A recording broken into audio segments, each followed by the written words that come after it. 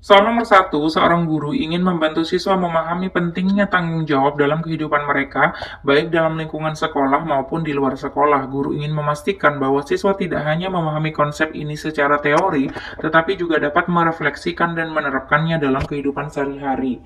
Apa yang sebaiknya dilakukan guru terkait hal tersebut? Nah, biasanya soal SJT itu dibuat sedemikian rupa soal ceritanya. Jadi untuk meminimalisir waktu dalam mengerjakan, jangan terlalu fokus pada ceritanya, fokus pada inti yang ditanyakan apa. Di sini maunya siswa itu tidak hanya memahami, namun juga bisa merefleksikan dan menerapkan dalam kehidupan sehari-hari. Nah, triknya adalah untuk menemukan opsi yang paling baik adalah eliminasi opsi yang paling tidak mungkin terlebih dahulu. Yang paling tidak mungkin itu yang ada kata tanpa, karena tanpa itu membuat opsinya tidak sempurna. Opsi yang E di sini pasti tidak, karena ada kata tanpa, dan juga hanya memberikan tugas membaca. Siswanya itu pasif, tidak aktif ya teman-teman. Biasanya opsi yang paling benar itu menunjukkan bahwa siswanya aktif. Student center ya teman-teman, bukan teacher center. Lalu yang paling tidak mungkin itu adalah opsi yang C karena ada kata tanpa juga dan di sini mengulang materi dengan ceramah pasti masuk kepada teacher center ya teman-teman, siswanya tidak aktif. Yang paling tidak mungkin juga adalah opsi yang B karena di sini menggunakan jurnal refleksi. Walaupun ada kata merefleksikan, ini hati-hati ya teman-teman karena di situ tidak jelas metode yang dipakai apa, lalu juga model pembelajarannya apa karena biasanya seharusnya identik dengan pembelajaran mendalam ya teman-teman. Jadi ada metode pembelajaran yang dipakai, lalu juga model pembelajaran ya teman-teman dan juga metode seperti itu. Jadi jelas siswanya aktif dan yang bisa menerapkan dalam kehidupan sehari-hari itu metode apa atau model apa. Nah, opsi yang A itu proyek, opsi yang D di sini diskusi. Paling tidak siswanya aktif berpikir ya teman-teman di situ. Jadi tidak pasif. Namun mana yang paling masuk? Yang paling masuk itu adalah proyek teman-teman karena biasanya proyek itu identik dengan pembelajaran kontekstual, bisa diterapkan dalam kehidupan sehari-hari ya teman-teman, dikaitkan seperti itu. Nah, di sini juga ada kata merefleksikan, cocok dengan kata kunci di soal. Kalau opsi yang D tidak ada ya teman-teman. Jadi yang paling masuk itu adalah opsi yang A. Soal nomor 2, Bu Reni adalah guru matematika kelas 8 yang sedang mengadakan permainan edukatif tentang berhitung.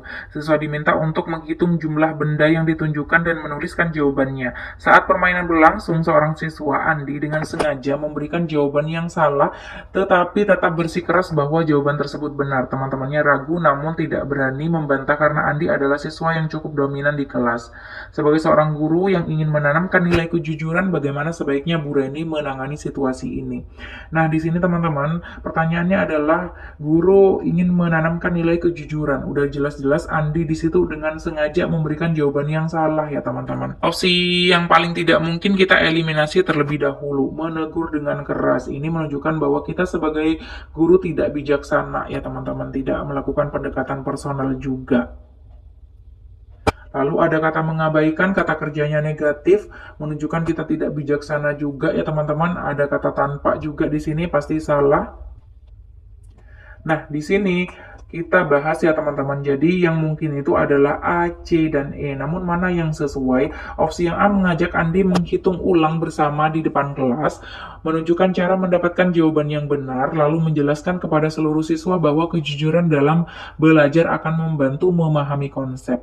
Nah, di sini paling tidak sesuai dengan pertanyaannya ya teman-teman, sesuai dengan konteks. Di situ ingin menanamkan nilai kejujuran, maka dijelaskan kembali bahwa kejujuran itu akan membantu memahami konsep ya teman-teman. Jadi opsi yang A paling tidak sesuai. Opsi yang C menggunakan kasus ini sebagai kesempatan untuk menyampaikan tentang pentingnya kejujuran dalam belajar, lalu meminta beberapa siswa lain untuk menghitung bersama-sama tanpa menyalahkan Andi secara langsung. Nah, ketika kita bandingkan ya teman-teman, lebih baik opsi yang A. Kenapa? Karena di situ sudah jelas-jelas Andi dengan sengaja memberikan jawaban yang salah. Jadi, yang lebih bijaksana itu masih opsi yang A, teman-teman. Apakah opsi yang A berarti kita menyalahkan Andi? Tidak. Jadi di situ kita lebih bijaksana, kita minta Andi hitung ulang bersama di kelas, lalu menunjukkan cara mendapatkan jawaban yang benar. Berarti kan tidak menyalahkan. Jadi di sini halus ya teman-teman, pendekatannya bagus sekali yang dilakukan oleh guru. Kalau kita memilih opsi yang C di sini tidak memberikan pembelajaran kepada Andi, kemungkinan di kemudian hari ya teman-teman, ia akan melakukan hal yang sama seperti itu. Jadi opsi yang C di sini lebih baik opsi yang A, langsung kita eliminasi. Kita bandingkan dengan opsi yang E, menegur Andi secara pribadi. Nah, terkesan tidak mempermalukan ya teman-teman. Jadi menegurnya itu pribadi setelah permainan dan memberikan penjelasan bahwa mengatakan hal yang tidak benar dalam kerja atau permainan kelompok bisa mempengaruhi pola pemikiran teman-teman kelompoknya.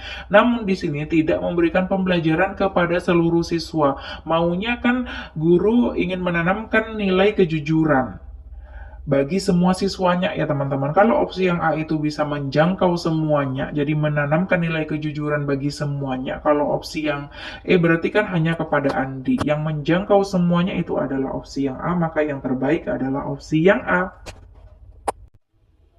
Soal nomor 3, Anda adalah guru seni budaya. Untuk asesmen proyek akhir, siswa diminta membuat karya seni bertema ekspresi budaya lokal.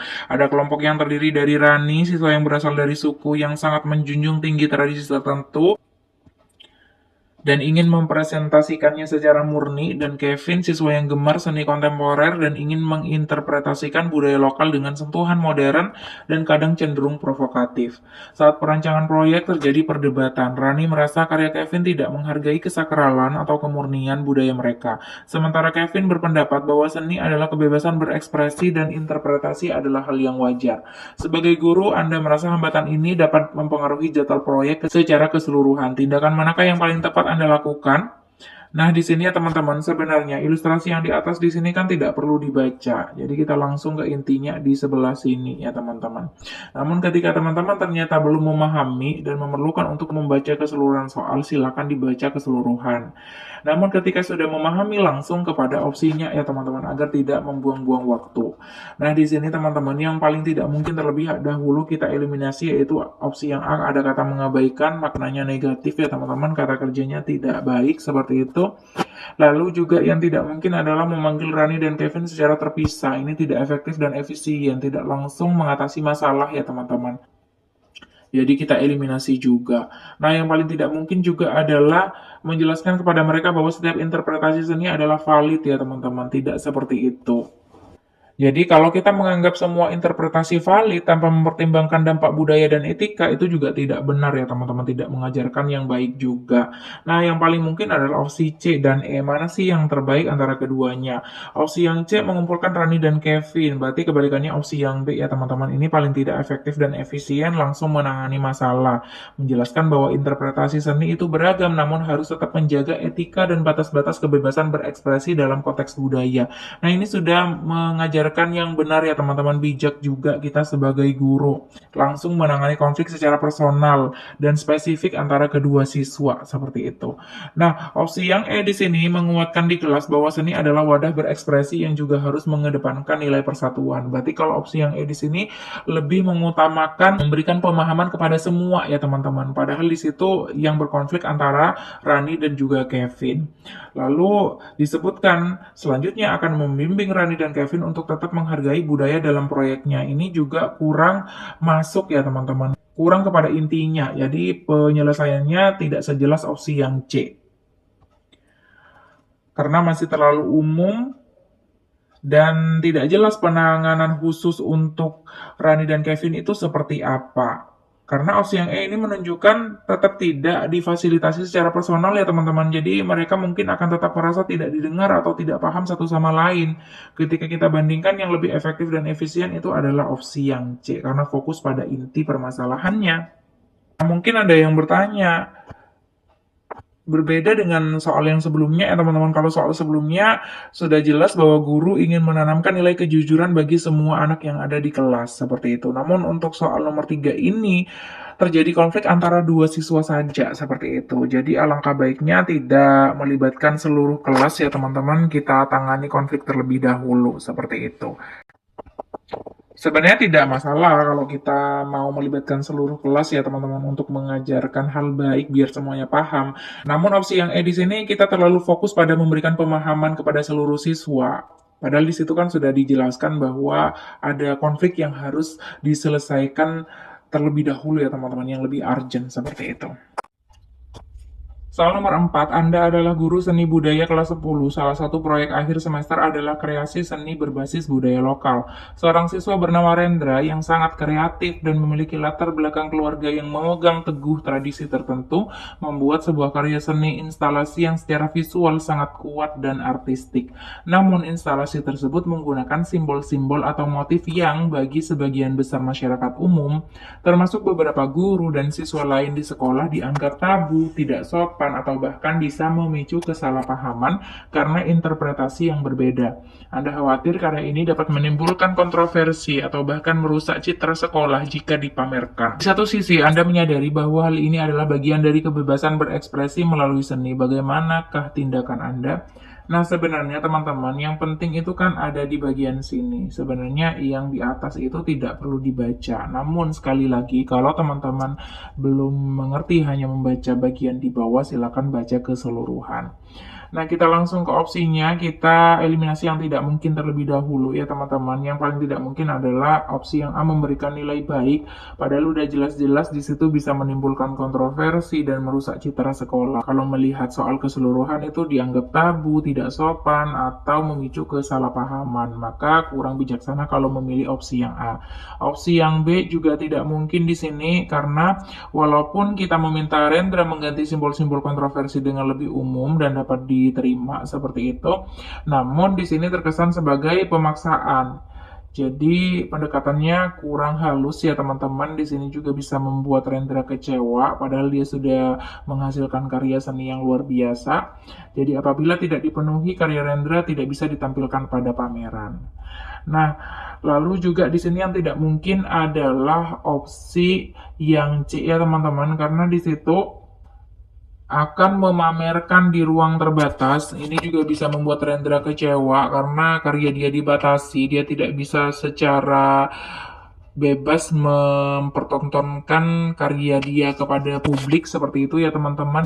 Opsi yang C di sini juga kurang bijak. Nah, antara opsi D dan E, mana sih yang paling baik? Opsi yang D menjelaskan kepada Rendra bahwa karya seninya unik. Nah, di sini memberikan penghargaan kepada Rendra ya teman-teman. Ini akan memberikan semangat juga.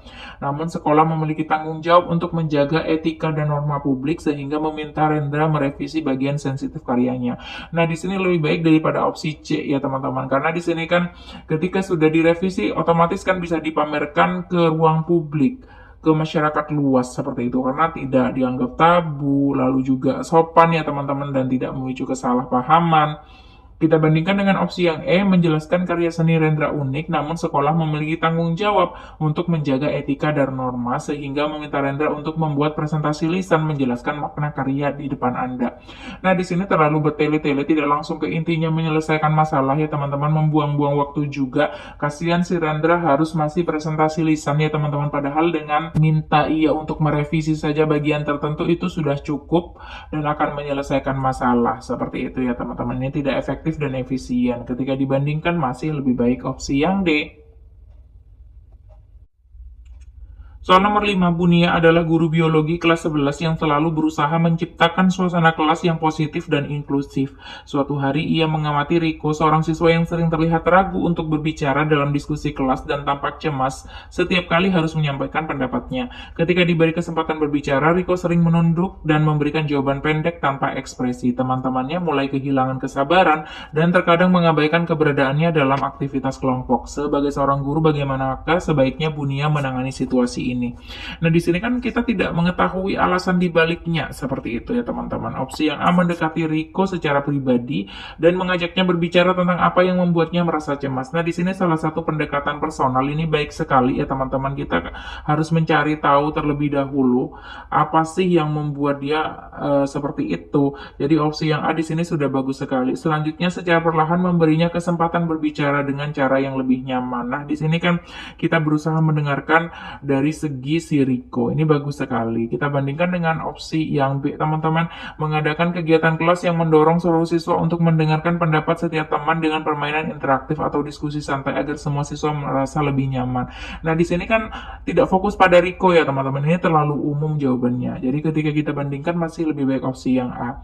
Opsi yang C, mendukung Riko dengan cara memujinya setiap kali ia mencoba berbicara tetapi tidak memberikan solusi tentang bagaimana ia bisa merasa lebih nyaman. Nah, di sini tetapi sama dengan dengan tanpa ya teman-teman, membuat opsinya tidak sempurna. Lalu juga memuji belum tentu itu yang dibutuhkan oleh Riko. Opsi yang D meminta Riko untuk lebih berani berbicara tanpa harus memberikan dukungan. Nah, ini yang aku bilang kata tanpa ini membuat opsinya tidak sempurna ya teman-teman, maka langsung dieliminasi. Opsi yang E kata kerjanya negatif, mengabaikan. Nah, tentu yang paling baik di sini adalah opsi yang A.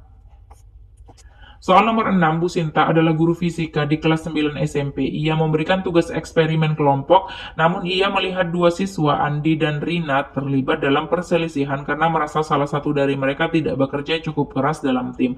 Mereka mulai saling menyalahkan dan suasana kelompok menjadi tidak kondusif. Sebagai seorang guru, bagaimana sebaiknya Bu Sinta menangani situasi ini?